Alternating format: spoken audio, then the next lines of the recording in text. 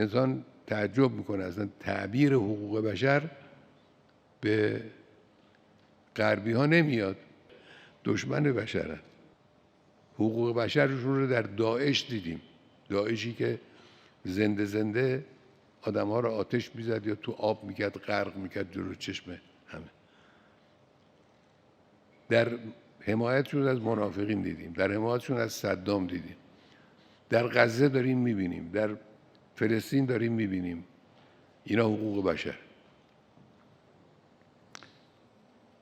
در ترورها داریم میبینیم، در کشتار جوانها اینجا تو خیابانهای تهران، پاکترین جوانهای ما رو مثل همین جوانهایی که اسم آوردن، آرمان علی وردی و روح الله عجمیان، اینا واقعا پاکترین، پاکیزه ترین، طاهرترین جوانهای ما بودن. اینا رو با شکنجه میکشن، اونا مطلقاً متعرض نمیشن، یعنی اهمیتی نداره براشون